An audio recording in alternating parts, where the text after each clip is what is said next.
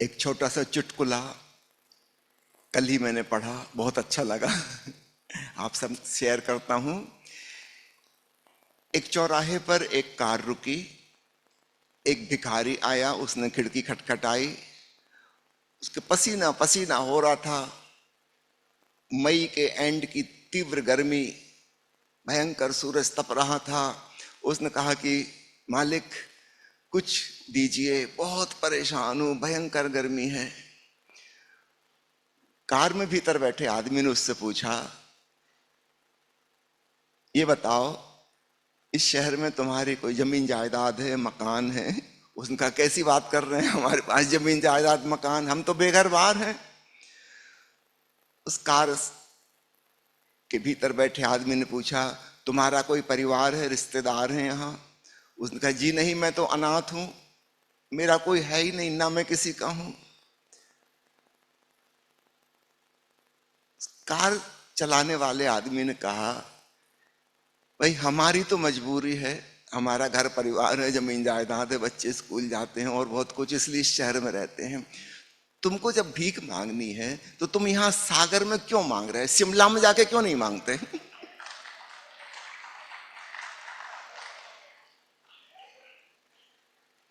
इसको कहते हैं अकलमंदी।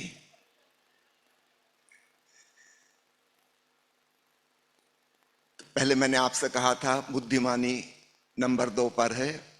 पहले मैंने संकल्प की चर्चा की, सफलता में वह नंबर 1 है। नंबर 2 है बुद्धिमानी, इंटेलिजेंस। जो व्यक्ति इंटेलिजेंट होगा वो एक दूरदृष्टि से देख पाता है, एक विहंगम दृष्टि, पैनोरामिक व्यू उसके पास होता है और वो बहुत आसानी से चीजों को समझ पाता है। बुद्धिमानी में विकसित होने में जो सबसे बड़ी बाधाएं हैं वो है अंधविश्वास, पूर्वाग्रह, फिक्स्ड एटीट्यूड। मैं पहले से ही जानता हूं इस बात की धारणा। अगर मैं जानता ही हूं तो फिर और जानने को कुछ बचता नहीं, खोजबीन करने के लिए कुछ बचता नहीं। और अक्सर धार्मिक देशों में ये वाली चीजें बहुत ज्यादा मात्रा में हैं। ब्लाइंड बिलीफ्स, हम ऑलरेडी विश्वास करते हैं। जब विश्वास करते हैं तो फिर खोजने को तो कुछ रह ही नहीं गया। भीतर एक जिज्ञासा चाहिए, कुतूहल चाहिए, तब जाके कुछ इन्वेंशन होता है, कुछ डिस्कवरी होती है। तो प्यारे मित्रों, एक वैज्ञानिक चिंतन मनन पैदा हो तो जीवन में सुख के उपाय हो सकते हैं। अंधविश्वास के द्वारा सुख का उपाय आज तक कभी नहीं हुआ। हजारों साल हो गई प्रार्थना करते करते, मंदिरों में, मस्जिदों में, गिरजाघरों में, गुरुद्वारों में, कुछ हुआ? हम फिर भी जारी किए हुए हैं। और विज्ञान अभी सिर्फ 300 साल में विकसित हुआ और उन्होंने चमत्कार करके दिखा दिया। और हम चमत्कार को नमस्कार करने वाले, बस नमस्कार करके अपनी कमर दुखाते गए और कुछ ना हुआ। थोड़ा चौंको, जागो, अपने आप को झकझोरो, क्या हो रहा है?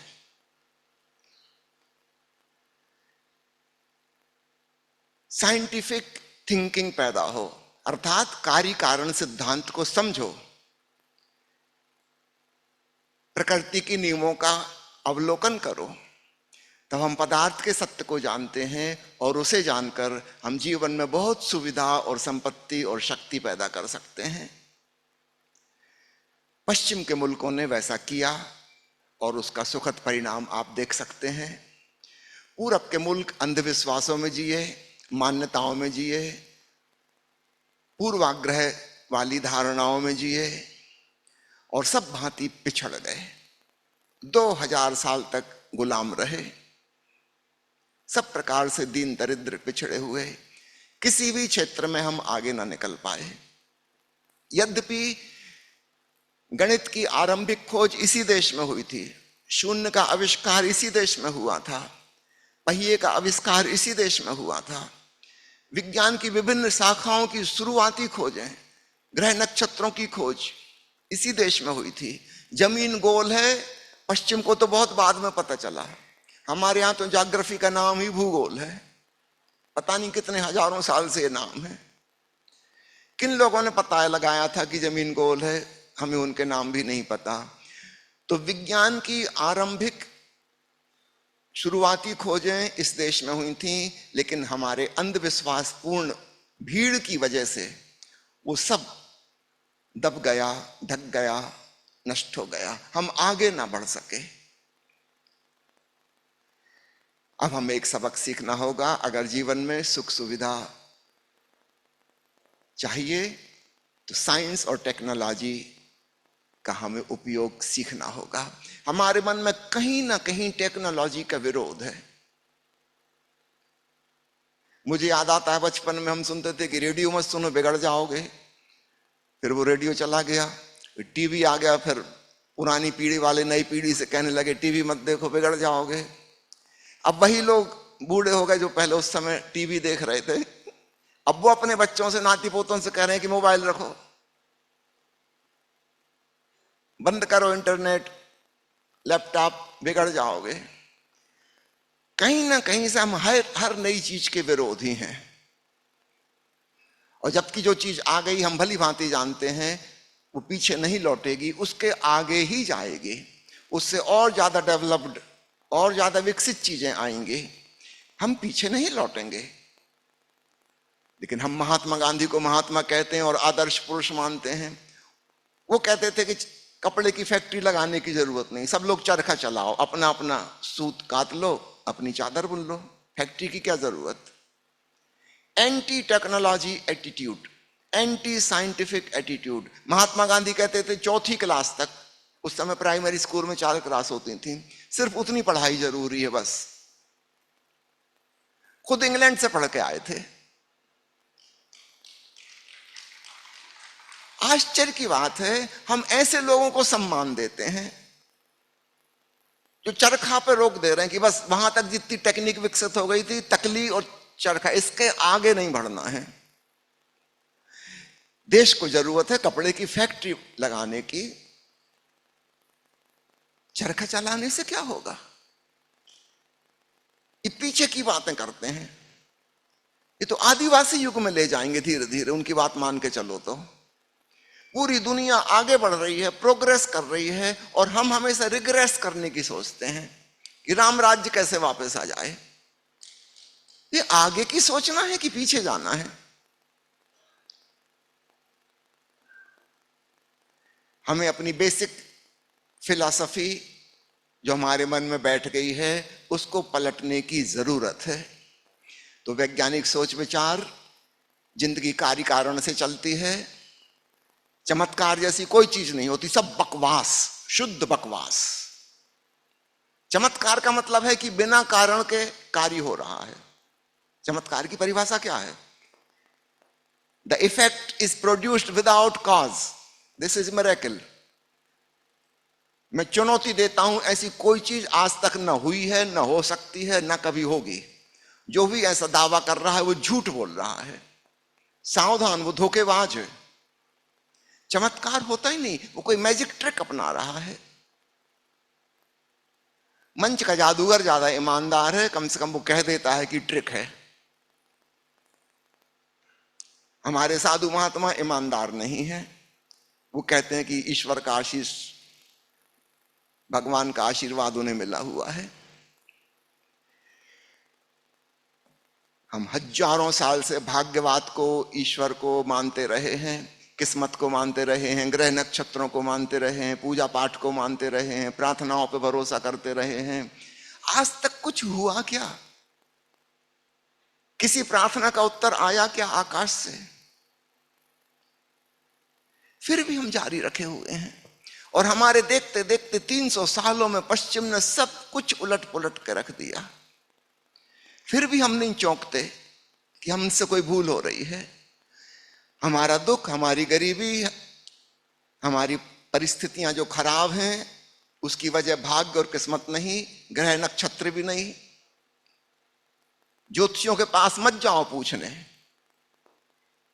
आजकल मैं और देखता हूं ज्योतिषियों की जगह रिप्लेसमेंट एक नई प्रोफेशन से हो रहा है, वास्तुकला। झूठ की भी कोई हद होती है। एक पुराना झूठ फीका पड़ा नहीं कि नया झूठ आ गया। अब वो वास्तु वाले बता रहे हैं कि आपका दरवाजा इस दिशा में नहीं उस दिशा में होना चाहिए, इसलिए आप जीवन में सफल नहीं हो रहे, इसलिए घर के लोग बीमार हैं। हम किन इन मूर्ताओं से कब जागेंगे, समझ नहीं आता। मैं जिस फैक्ट्री में काम करता था हॉस्पिटल में, वहां पे प्रोडक्शन कुछ कम हो गया था क्योंकि फैक्ट्री काफी पुरानी पड़ चुकी थी, लेकिन मालिक जो है उनकी सोच वही है जो गांव के ग्रामीण की होती है। याद रखना, अमीर हो जाने से कोई बुद्धि नहीं आ जाती, वो तो वसीयत में मिल गई है,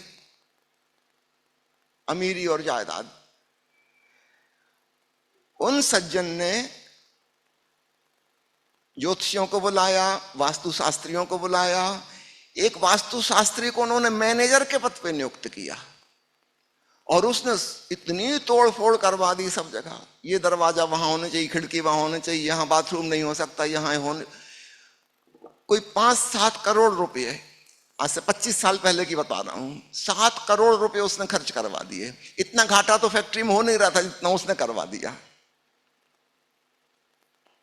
लाभ तो कुछ भी नहीं हुआ।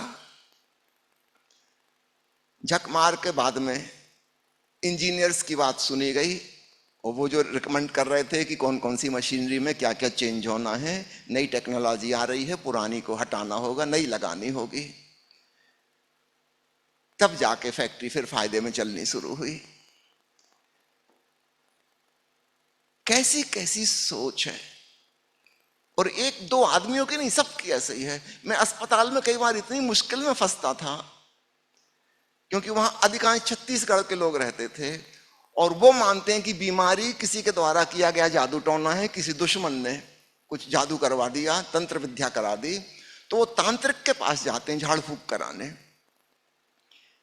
जब कई दिन हो जाते हैं, बीमार ठीक नहीं हो रहा और हालत बिगड़ती जा रही है, सब तांत्रिकों के पास हो आए, तब मरता क्या ना करता, तब वो अस्पताल आते हैं। अधिकांश केस इतने बिगड़ चुकते हैं कि अब उनका इलाज मुश्किल हो जाता है। काश वो 10 दिन 15 दिन पहले आए होते तो इलाज बहुत आसान था।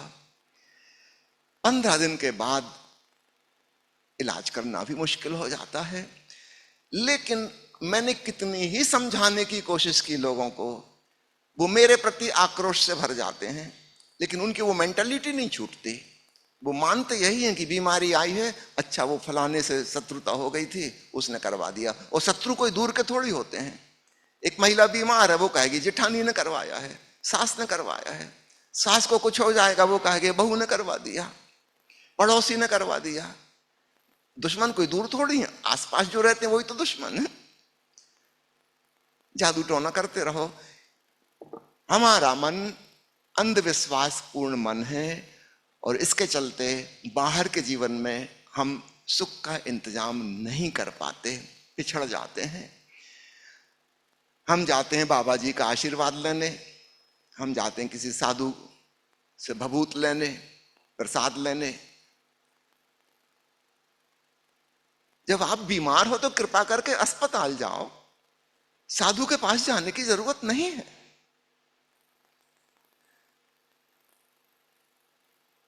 लेकिन आश्चर्यों का आश्चर्य, यहां तो डॉक्टर के घर में भी कोई बीमार पड़े, वो जिद्दी हो तो वो महात्मा जी का आशीर्वाद लेने जा रहे हैं।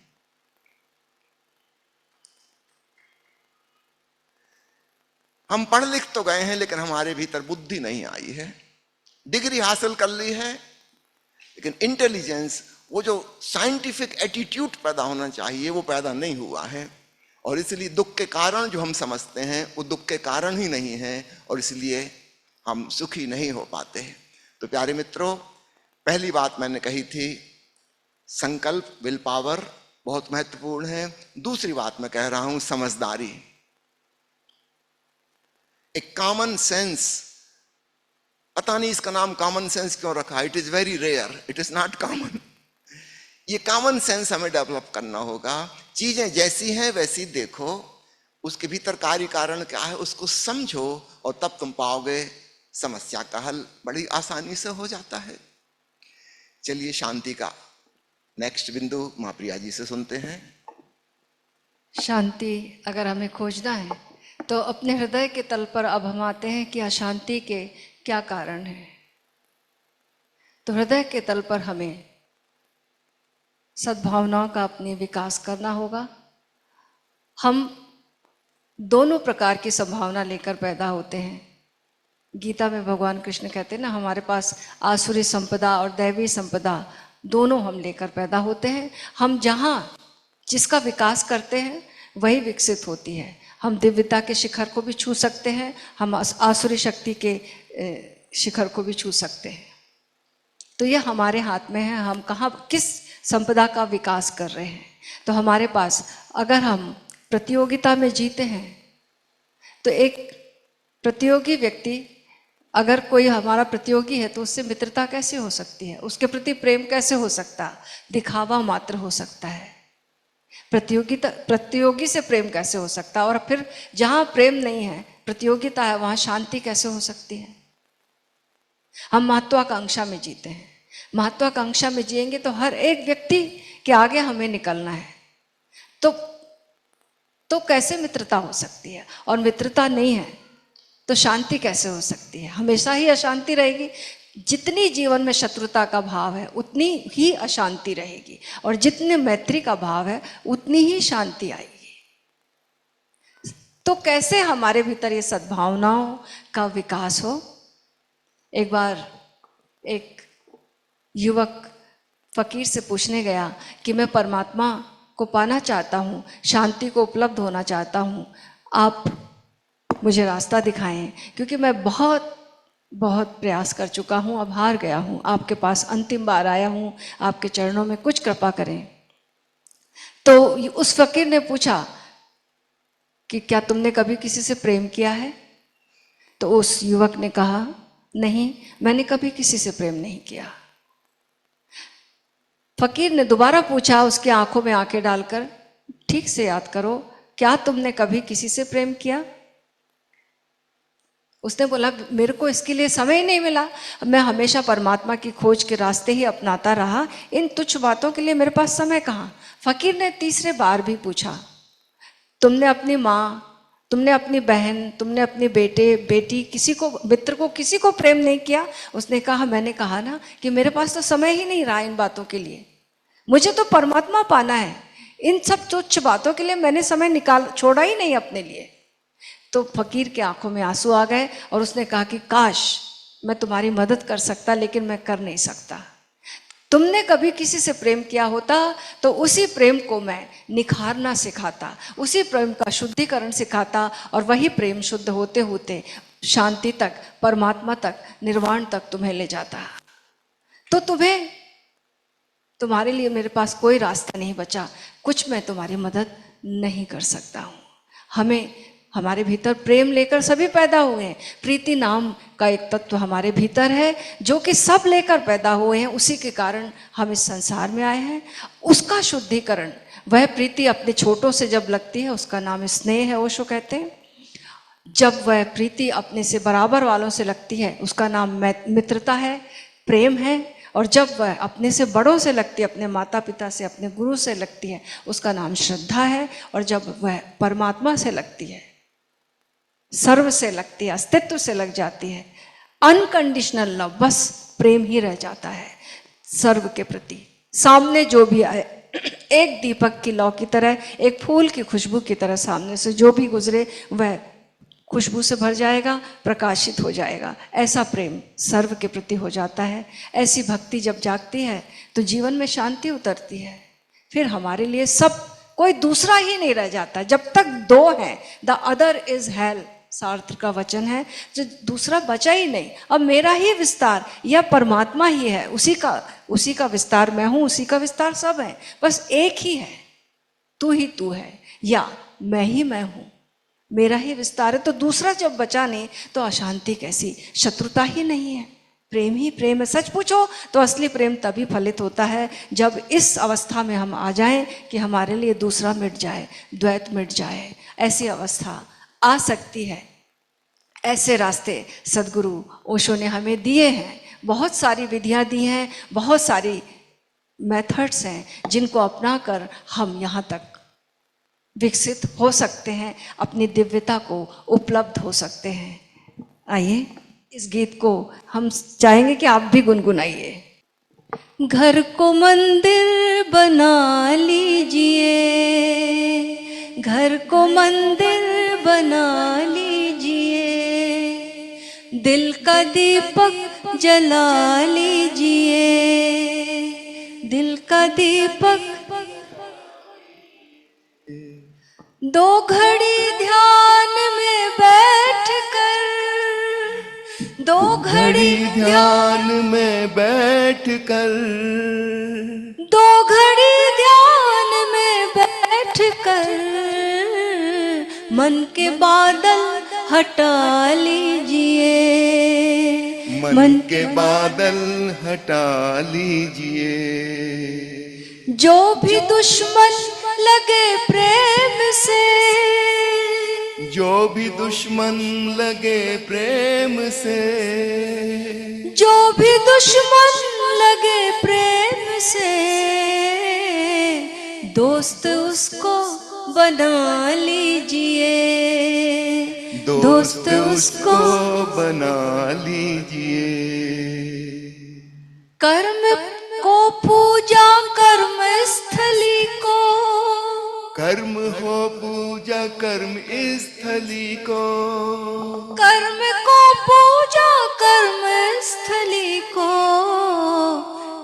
तीर्थ स्थल बना लीजिए, तीर्थ स्थल बना लीजिए। जी के मस्ती में आनंद में, जी के मस्ती में आनंद में, जी के मस्ती और आनंद में, शुक्र रब का मना लीजिए, शुक्र रब का मना लीजिए। घर को मंदिर बना लीजिए, दिल का दीपक जला लीजिए। बहुत खूब। चलिए मैं अपनी तरफ से आज की चर्चा का आखिरी बिंदु पेश करूंगा सुख के संबंध में, और फिर मां से आखिरी बिंदु सुनेंगे शांति के संबंध में। सुख दुख दोनों सापेक्ष हैं, रिलेटिव हैं। आपने आइंस्टीन की रिलेटिविटी का सिद्धांत सुना होगा, सापेक्षतावाद। चीजें एक दूसरे की तुलना में हैं, रिलेटिव हैं। ठीक इसी प्रकार सुख दुख भी हैं। सुख यानी कम दुख और दुख यानी थोड़ा कम सुख। और यह भी याद रखिए, ये एक दूसरे के कंट्रास्ट में अनुभव में आते हैं।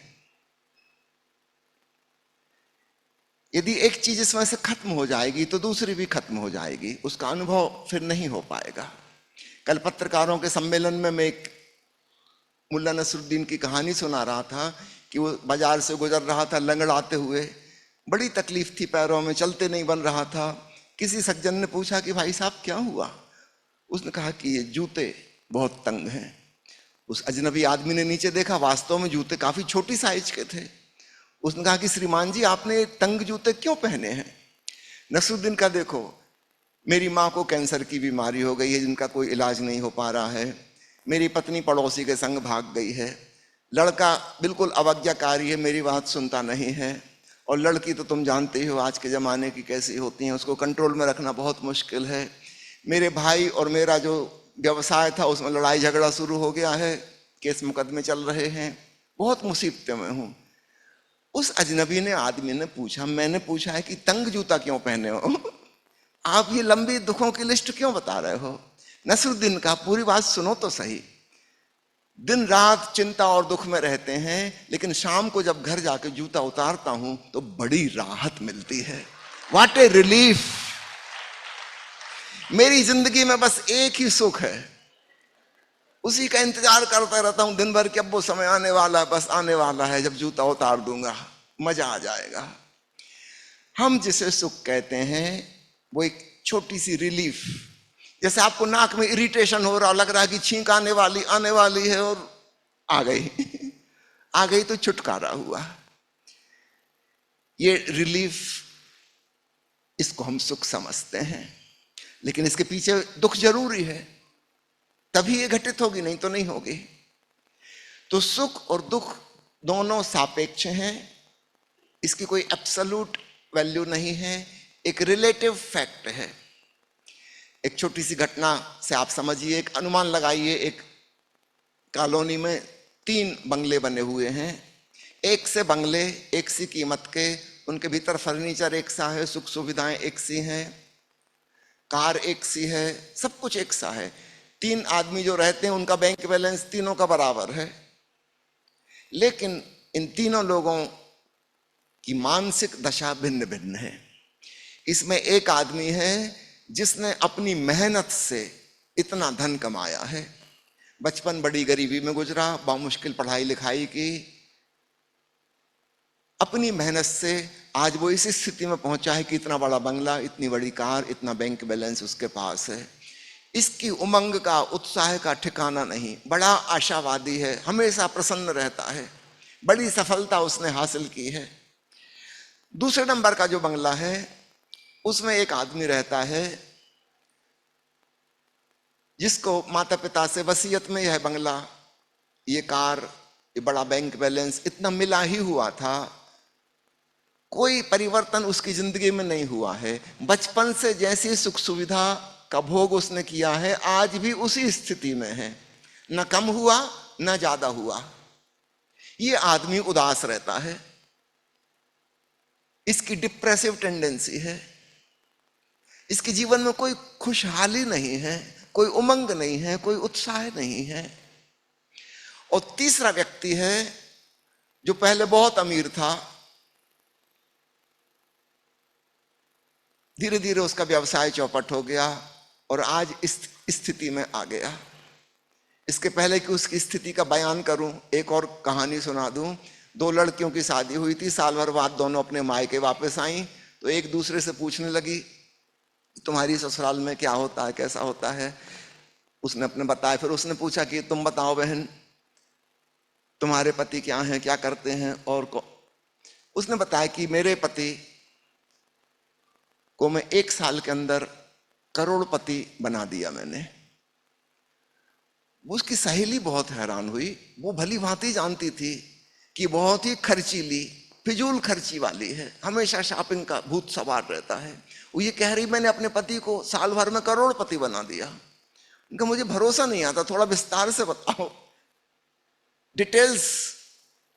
उसने कहा कि जब शादी हुई थी तब वो अरबपति था, अब वो करोड़पति हो गया, अगले साल में लखपति हो जाएगा, उसके बाद में उसको तलाक दे दूंगी, वो पति भी नहीं रह जाएगा। तो समझो वो तीसरे बंगले में जो आदमी रहता उसकी बीवी ऐसी थी, उसकी हालत बहुत खराब है, वो सुसाइड करने की सोचता है। बाहर से हम देखेंगे तो हमको लगेगा तीनों की स्थिति बाहर से एक सी है, एक से बंगले, एक सी कार, एक सा बैंक बैलेंस, लेकिन भीतर की उनकी मनोदशा बिल्कुल अलग अलग है। क्यों? क्योंकि वो तुलना कर रहे हैं अपने अतीत से। या तो हम दूसरे से तुलना करते हैं या अपने ही पास्ट से करते हैं। तो जिस व्यक्ति ने अपनी मेहनत से कमाया है वो सुखी है, जिस व्यक्ति ने अपनी मेहनत से कुछ हासिल नहीं किया, माता पिता जहां छोड़ गए थे वहीं के वहीं हैं, वो उदास है। और जिस व्यक्ति ने बहुत कुछ गंवा दिया है अपनी बीवी के चलते या किसी और कारण से, वो बहुत दुखी है, मर जाना चाहता, जिंदा भी नहीं रहना चाहता। इन तीनों की मनस्थिति बिल्कुल भिन्न भिन्न है। तो इस बात को समझिएगा, जिसको हम सुख दुख कहते हैं वह एक सापेक्ष स्थिति है, एक रिलेटिव बात है। अगर हम तुलना करना छोड़ दें, ना किसी अन्य से और ना ही अपने अतीत से, तब एक नई स्थिति पैदा होगी जिसको हम शांति की स्थिति कहते हैं। एक त्रिकोण समझें, ट्रायंगल है, उसमें नीचे के 2 एंगल सुख और दुख हैं, स्वर्ग और नरक हैं, और ऊपर का जो ट्रायंगल है वो शांति है, वो आनंद है, वो निर्वाण है, वो मोक्ष है। वो सुख से भी उतनी दूर है, दुख से भी उतनी दूर है, लेकिन वहां जाने का रास्ता सुख से होकर जाता है, नरक से होकर मोक्ष का रास्ता नहीं जाता। तो माना कि शांति की अवस्था एक उत्तेजना रहित अवस्था है, सुख भी एक उत्तेजना है जिसे हम चाहते हैं कि हो, और दुख भी एक उत्तेजना है जिसे हम चाहते हैं कि ना हो, लेकिन है दोनों उत्तेजना एक्साइटमेंट। और इसलिए बड़ा सुख भी अगर मिल जाए हम उसको भी सह नहीं पाते, वो तो छोटी छोटी मात्रा में मिलता है। लोग कहते हैं दुख बड़ा असहनीय है, सुख भी उतना ही असहनीय है बड़ी मात्रा में मिल जाए तो। मुल्ला नसरुद्दीन की लॉटरी फंस गई थी, पत्नी को एक खबर पहले पता चली, अखबार में वो नंबर था। नसरुद्दीन कहीं बाहर गया हुआ था, 10 लाख रुपए। नसरुद्दीन की बीवी तो घबरा गई कि मेरे पति ने जिंदगी में कभी 1 लाख नहीं देखे, 10 लाख। हृदय के कमजोर हैं, ब्लड प्रेशर उनका ज्यादा रहता, कहीं हार्ट अटैक ना हो जाए सुन के, इतना सुख बर्दाश्त ना कर पाएंगे। तो वो बगल में गई मस्जिद में, वहां के मौलवी साहब को उसने कहा कि आप कुछ इंतजाम करिए। मौलवी ने कहा देखो सुख भी छोटे छोटे डोज में मिले तो आदमी सहन कर लेता है, मैं आता हूं और एक तरकीब से नसरुद्दीन को बताएंगे, आने दो नसरुद्दीन को, छोटी छोटी बात बताएंगे, पहले 10,000 से शुरू करेंगे, 50,000, 1 लाख, धीरे धीरे मात्रा बढ़ाएंगे, अंत में 10 लाख बताएंगे। तो मौलवी साहब आए, इंतजार कर रहे, नसरुद्दीन आया। मौलवी साहब ने कहा कि सुनो नसरुद्दीन, तुम बड़े किस्मत वाले हो, तुम हर महीने लॉटरी की टिकट खरीदते हो, यदि तुम्हें 10,000 रुपए मिल जाएं तो क्या करोगे? नसरुद्दीन ने बताया कि मैं नए पैंट शर्ट बनवाऊंगा, साइकिल पुरानी हो गई है वो खरीदूंगा, ये कुछ खर्चे उसने बताए। उनका अच्छा मान लो 50,000 मिल जाए तो। नसरुद्दीन और बताया कि बीवी के लिए करने का मन था मेरा, बेटे के लिए कर दूंगा, बेटी को बड़े कॉलेज में एडमिट कराना है वो कर दूंगा। मौलवी धीरे धीरे बढ़ाता गया, जब वो 10 लाख पे आया, नसरुद्दीन का 5 लाख आपको दान दे दूंगा, मौलवी वहीं मर गया।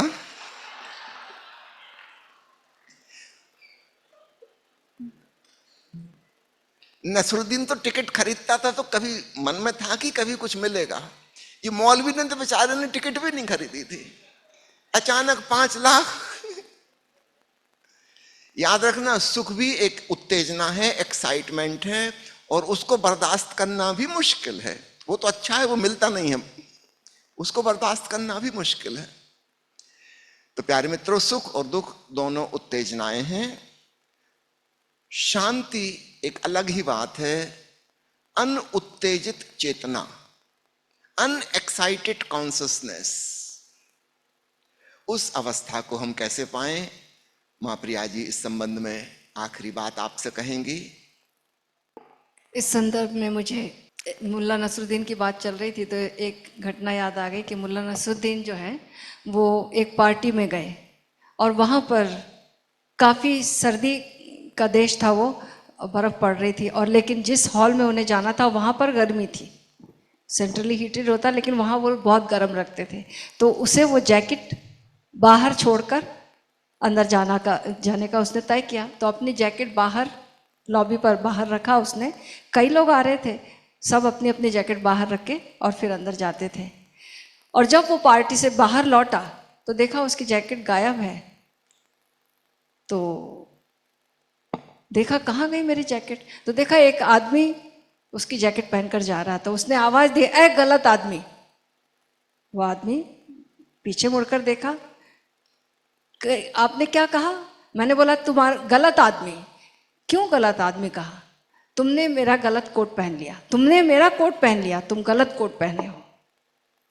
तो इसमें उसने बोला मुझे गलत आदमी क्यों कह रहे हो? मैंने गलत कोट पहना, ठीक है, सॉरी इसके लिए, लेकिन मैं गलत आदमी कैसे हुआ? नसरुद्दीन ने बोला तुम गलत आदमी नहीं होते तो गलत कोट कैसे पहनते? आदमी हो तुम, गलत हो। हम भी, हमारी जीवन शैली ही गलत है। और गलत जीवन शैली का मतलब जब हम यांत्रिकता से जीते हैं, यांत्रिक ढंग से जीने की शैली गलत शैली है। मूर्छित ढंग से जीने की शैली गलत शैली है। हम करीब करीब अर्धमूर्छित अवस्था में, यांत्रिकता में जीते हैं, सब काम रूटीन से करते हैं, हमें कुछ याद थोड़ी रहता है। हम कहीं, हमारा मन कहीं, हम यहाँ, हमारा मन कहीं और, कभी यहीं और यहीं नहीं होते। अभी यहीं होने की कला, वर्तमान में होने की कला का नाम ध्यान है। और जब हम वर्तमान में होते हैं तब हमें भीतर एक ऐसा स्वर सुनाई देता है जिसके लिए भगवान बुद्ध ने कहा है कि हजारों खोखले शब्दों को सुनने की बजाय उस एक स्वर को सुनो, उस एक शब्द को सुनो जिसे सुनने से शांति मिलती है। और वो एक शब्द है एक ओंकार सतनाम, जो हमारे भीतर गूंज रहा है। अनाहत नाद जो हमारे भीतर गूंज रहा है। लेकिन इसके लिए हमें शांत बैठना होगा। 2 घड़ी बैठकर ध्यान में दिल का दीपक जला लीजिए। तो अपने भी 2 घड़ी बैठना पड़ेगा, निकालना पड़ेगा समय। हमें हर बात के लिए समय है, लेकिन अपने लिए कहाँ समय है, उसको निकालना पड़ेगा। जब हम कुछ देर शांत बैठते हैं, अपने सांसों को देखते हैं, सांसों के बीच को, गैप को देखते हैं। कबीर साहब कहते हैं ना, खोजी होए तो तुरते मिल हूँ, पल भर की तलाश में। पल भर देर नहीं लगेगी मुझको कहाँ ढूंढे रे बंदे, मैं तो तेरे पास में। तो हमारे भीतर जब हम अपनी सांसों को देखते हैं, सांसों के गैप को देखते हैं, उस गैप में सन्नाटा का स्वर सुनाई देता है, शून्य का स्वर, शांति का स्वर सुनाई देता है, अनाहत नाद। जब हम उसे सुनते हैं, उससे अपना प्रेम लगाते हैं, उसमें डूबते हैं, तो हमारे भीतर भी शांति उतर आती है।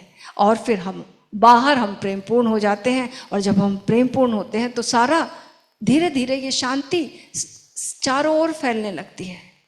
जब हम प्रेमपूर्ण नहीं हैं, शिकायतपूर्ण है, तो एक अशांत आदमी कितना भी प्रेम की बातें करे, लेकिन फैलाएगा अशांति ही। और एक शांत आदमी कुछ भी ना करे, उसकी मौजूदगी प्रेम की तरंगों को बिखेरेगी। उसके आसपास लोग कंफर्टेबल होंगे, उसके आसपास उसकी आबो हवा लोगों को शांत करेगी।